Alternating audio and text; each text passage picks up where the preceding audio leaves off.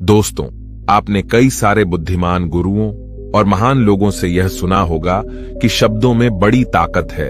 वह कहते हैं, शब्दों में इतनी ताकत है कि वह हमारे जीवन का रूप बदल देने में सक्षम है।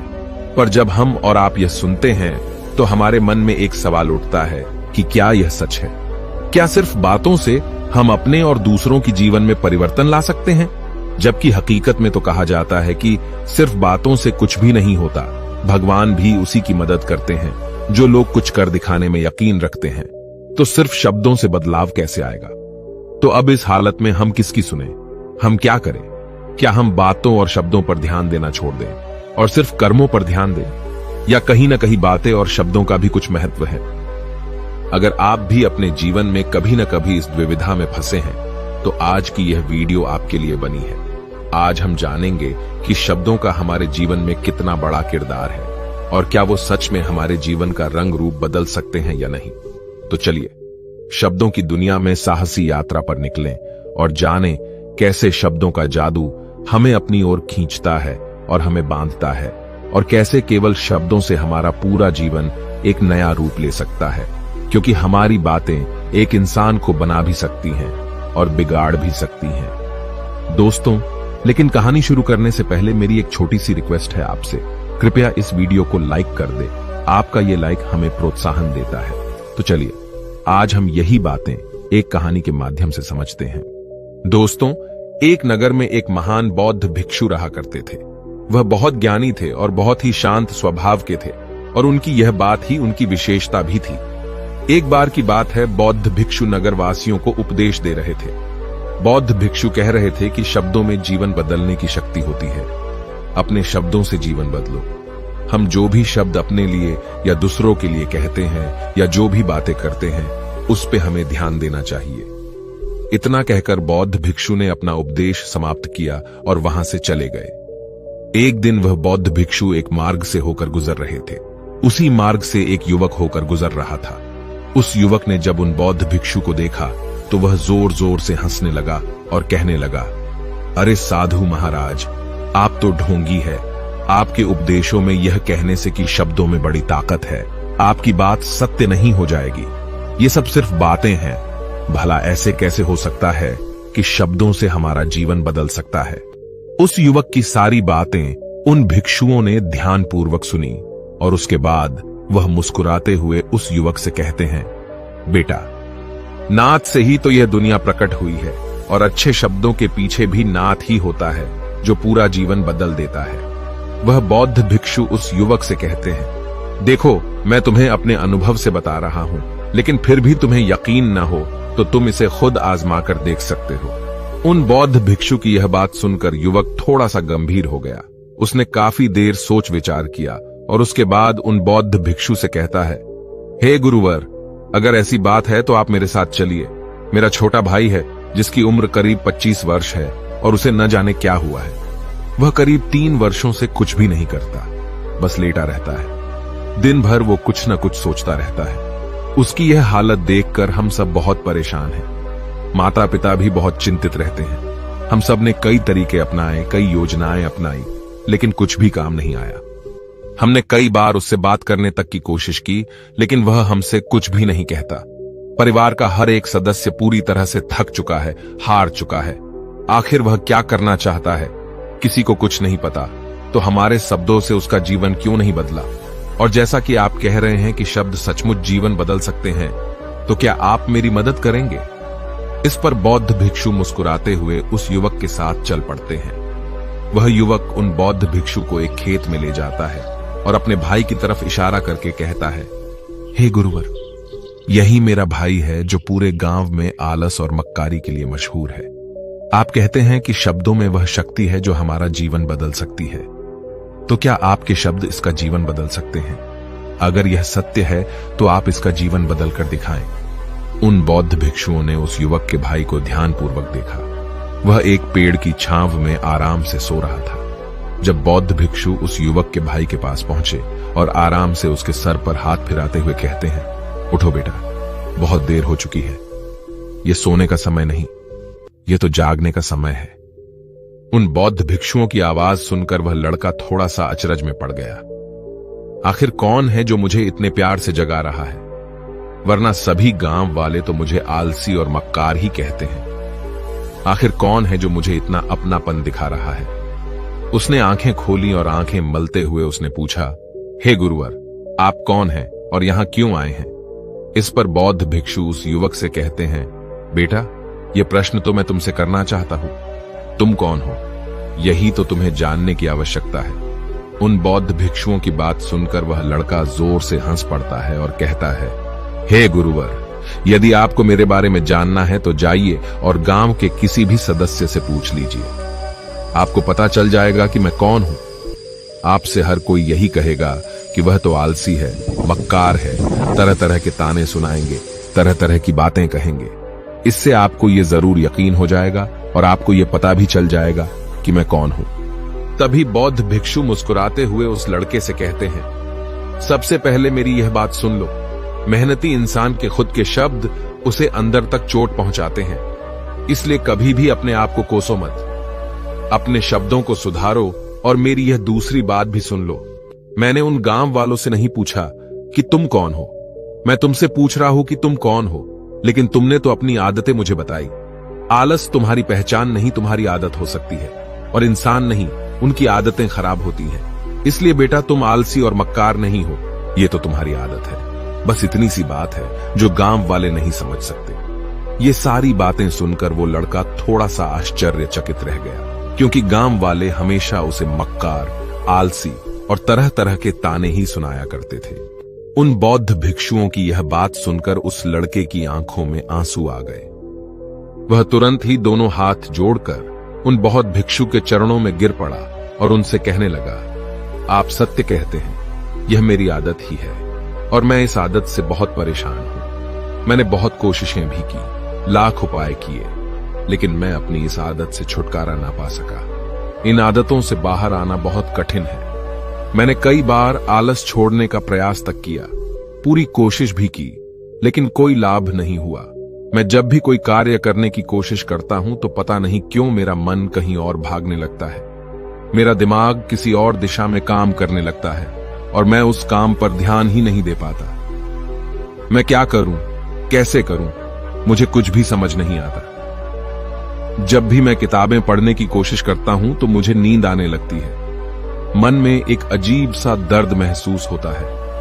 ऐसा लगता है कि मेरा जीवन यूं ही व्यर्थ जा रहा है, और जब मैं इस दर्द को बर्दाश्त नहीं कर पाता तो मैं सो जाता हूं, ताकि जब मैं उठूं तो मुझे दर्द न महसूस हो।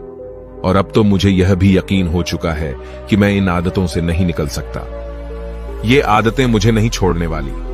इस पर बौद्ध भिक्षु उस लड़के से कहते हैं, बेटा, यदि तुम इस आलस की आदत को छोड़ना चाहते हो तो मैं तुम्हें एक सही उपाय बता सकता हूं, लेकिन उसके लिए तुम्हें कल सुबह मुझे मिलना होगा, तभी वह तरीका मैं तुम्हें बताऊंगा। यदि तुम उस तरीके को सीखना चाहते हो तो कल सुबह मेरे पास चले आना। इतना कहकर बौद्ध भिक्षु वहां से चले गए, लेकिन उन बौद्ध भिक्षु की सारी बातें उस लड़के के कानों में गूंज रही थी। वह यह समझ नहीं पा रहा था कि आखिर वह बौद्ध भिक्षु उसे कौन सा मार्ग दिखाने वाले हैं। वह ऐसा कौन सा उपाय बता देंगे जिससे उसके जीवन से आलस्य हमेशा हमेशा के लिए खत्म हो जाएगा। देखते ही देखते रात हो गई। रात भर वह अपने बिस्तर पर करवट लेता रहा और उन बौद्ध भिक्षु की बातों के बारे में सोचता रहा। इसी प्रकार देखते ही देखते सुबह हो गई और वह लड़का उन बौद्ध भिक्षुओं के पास जा पहुंचा। वह लड़का उन बौद्ध भिक्षु को प्रणाम करता है और कहता है, गुरुवर, जैसा कि आपने कहा था, लीजिए मैं आ गया। अब मुझे वह मार्ग बता दीजिए जिसे मैं अपने जीवन से इस आलस्य को निकाल सकता हूं। तभी बौद्ध भिक्षु उस लड़के से कहते हैं, बेटा, जब भी तुम्हारा मन दुविधा में हो, तुम निर्णय न ले पा रहे हो और तुम्हारे मन में तरह तरह के प्रश्न उठ रहे हो कि मैं क्या करूं, कैसे करूं, इस कार्य को पूर्ण कैसे करूं, यह सब कैसे होगा, तब तुम वास्तविकता में अपने अतीत से सोच रहे हो कि पिछली बार तुम्हारे ऐसा करने पर क्या हुआ, या अतीत में तुमसे लोगों ने क्या कहा था। तो आज से कभी भी अपने अतीत से नहीं, बल्कि भविष्य से सोचो। इस पर लड़का कहता है, भविष्य से, वह भला कैसे? तभी बौद्ध भिक्षु उस लड़के से कहते हैं, मान लो कि तुम्हें आज किसी भी चीज की कमी नहीं है। तुम्हारे पास वो हर चीज है जो तुम चाहते हो, वह सारी सुख सुविधाएं हैं। तो अब बताओ, तुम अपना जीवन कैसे व्यतीत करना चाहोगी? उन बौद्ध भिक्षु की यह बात सुनकर वह लड़का कुछ देर के लिए सोच में पड़ गया, क्योंकि आज तक उसने सभी गांव वालों के केवल ताने ही सुने थे। किसी ने भी आज तक उसके जीवन के बारे में उससे ऐसी बात नहीं की थी, और वह गुरुवर उसे आने वाले भविष्य के बारे में उससे बातें कर रहे थे। उन बौद्ध भिक्षु की यह बात सुनकर वह लड़का खुद से प्रश्न करने लग गया कि अगर मेरे पास सब कुछ होगा, धन की कोई कमी नहीं होगी और सारी सुख सुविधाएं होंगी, तो मैं अपना जीवन कैसे व्यतीत करूंगा? कुछ देर सोच विचार करने के बाद वह उन बौद्ध भिक्षु से कहता है, गुरुवर, मैं यह दुनिया घूमना चाहूंगा, पहाड़ों पर चढ़ना चाहूंगा, समुद्र की रेत पर चलना चाहूंगा और मैं एक बहुत बड़ा व्यापारी बनना चाहूंगा। तभी अचानक उस लड़के का ध्यान टूट गया और वह उन बौद्ध भिक्षु से कहता है, परंतु हे गुरुवर, यह सब कैसे संभव होगा? केवल मेरी मात्र सोच लेने से तो यह सब पूरा नहीं होने वाला। उसके ऐसा कहते ही उसके अतीत में बीती हुई सारी घटनाएं उसकी आंखों के सामने से गुजरने लगी और वह एक बार फिर से निराश होने लगा। और अब वह यह सोचने लगा कि मेरे पास तो पैसे ही नहीं है, तो मैं भला व्यापार कैसे कर सकता हूं? न ही मेरे पास व्यापार का कोई अनुभव है।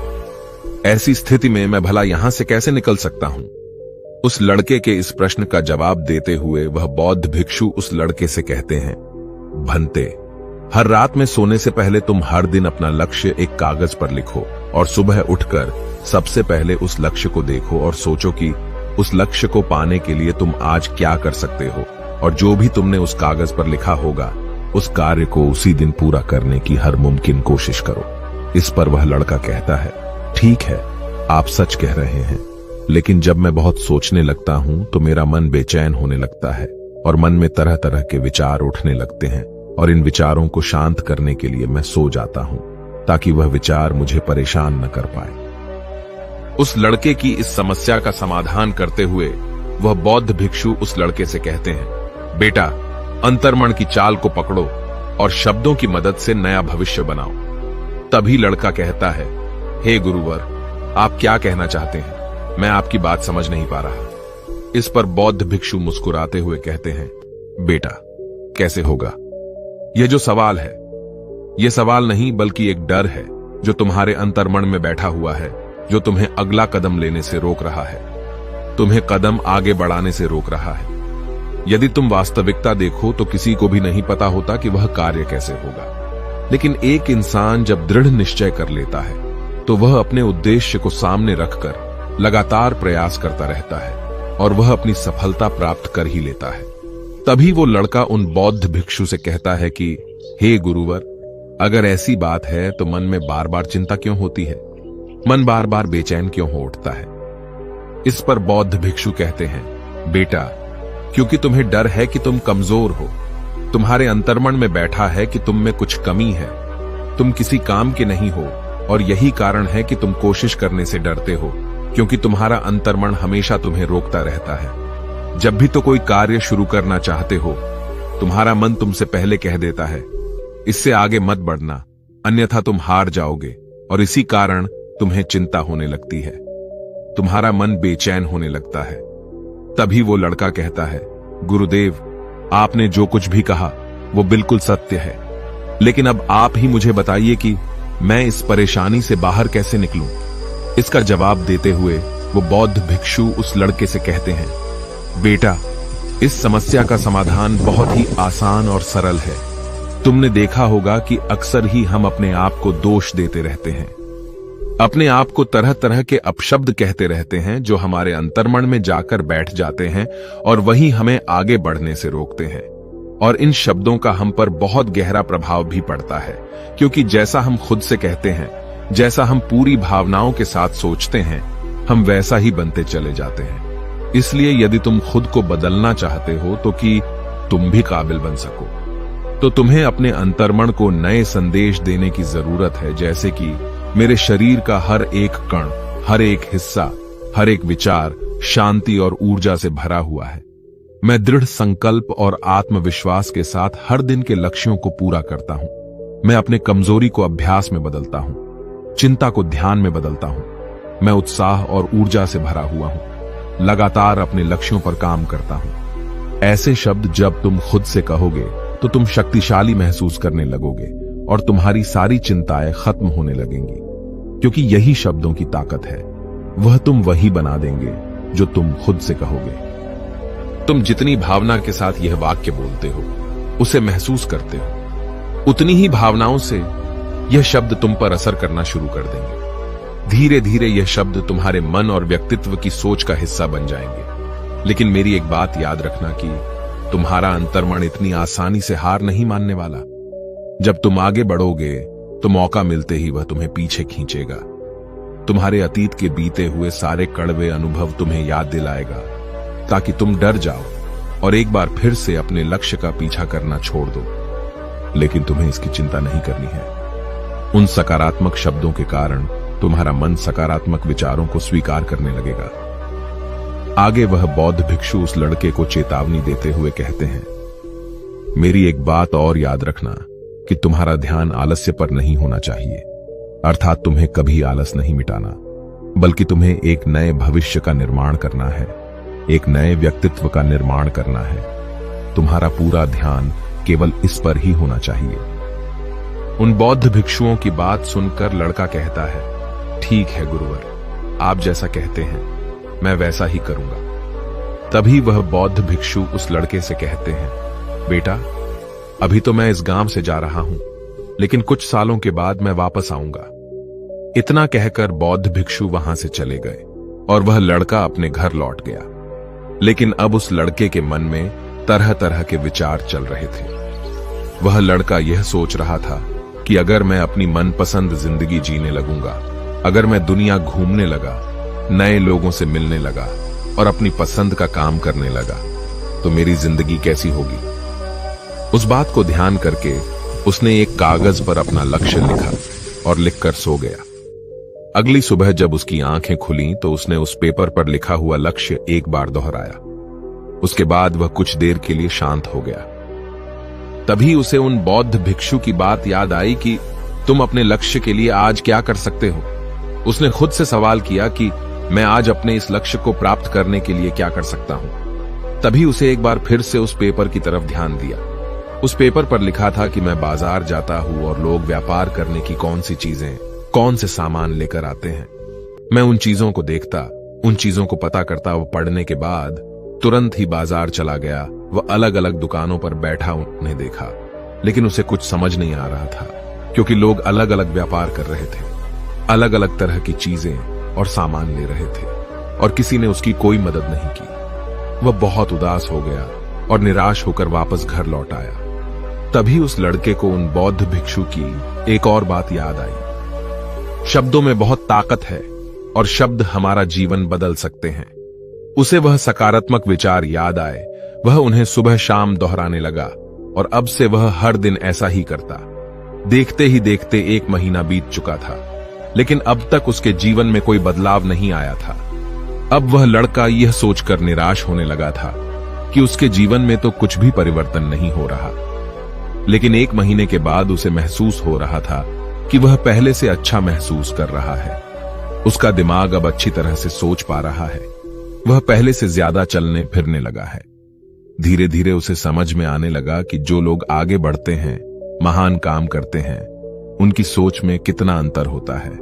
वे लोग हमेशा शक्तिशाली विचार सोचते हैं। दूसरों की छोटी सोच और डर से वह कभी प्रभावित नहीं होते। जब भी उनके सामने कोई मुश्किल आन पड़ती है तो वह घबराते नहीं, बल्कि उस समस्या का समाधान निकालते हैं। इस समस्या के समाधान पर ध्यान केंद्रित करते हैं और न ही वह कभी किसी का इंतजार करते हैं। वह केवल खुद पर विश्वास करते हैं और तुरंत ही कदम आगे बढ़ाते। जब उस लड़के को ये सारी बातें समझ में आने लगीं, तो उसने भी धीरे धीरे अपने कदम आगे बढ़ाने शुरू किए। उसने बिल्कुल वैसा ही व्यवहार करना शुरू किया। अब से वो कभी खाली नहीं बैठता था। जब भी उसका मन करता, वो बाजार जाता और लोगों के बारे में जानता समझता कि वो किस प्रकार व्यापार कर रहे, कौन से चीजें खरीद रहे हैं और किन चीजों पर उन्हें लाभ हो रहा है। और जब उसका मन करता तो अपने पिता की मदद भी करता था। वो अपने पिता के साथ मंडी में जाता, वहां पर जाकर मोल भाव करता। ते हमेशा कुछ न कुछ सीखने में ही जुटा रहता है। तभी एक दिन गांव में एक मसाले का व्यापारी आया। उसे कुछ पढ़े लिखे नौजवानों की जरूरत थी जो माल की गिनती कर सके और हिसाब रखने का काम कर सके। वह लड़का अपने लक्ष्य को जानता था कि उसे क्या पाना है। उसे समझ में आ गया था कि इस काम से उसे बहुत कुछ सीखने को मिलेगा। बेहिचक उस सेठ के पास पहुंच गया। वह जानता था कि उसे उस काम के बहुत कम पैसे मिलेंगे, लेकिन फिर भी वह उस काम को करने के लिए तैयार था। अब उस लड़के की सोच पूरी तरह से बदल चुकी थी। अब वह बाकी लोगों की तरह नहीं सोचता था, बहुत ईमानदार और समझदारी से काम करता था। देखते ही देखते करीब 3 महीने बीत गए और अब व्यापारी यह समझ चुका था कि नौजवान बहुत ही समझदार है और वह उसे व्यापार में बहुत मदद करता है। इसलिए उस मसाले के व्यापारी ने उस लड़के को अपना सहायक बना लिया। उस व्यापारी ने देखा कि इस लड़के की दिनचर्या सबसे अलग है। ये हर दिन पढ़ता है, लिखता है, सुबह उठकर ध्यान करता है, नई चीजें सीखता है। परेशानी आई तो भी विचलित नहीं होता। ये सबसे सम्मान से बात करता है, सबका आदर करता है।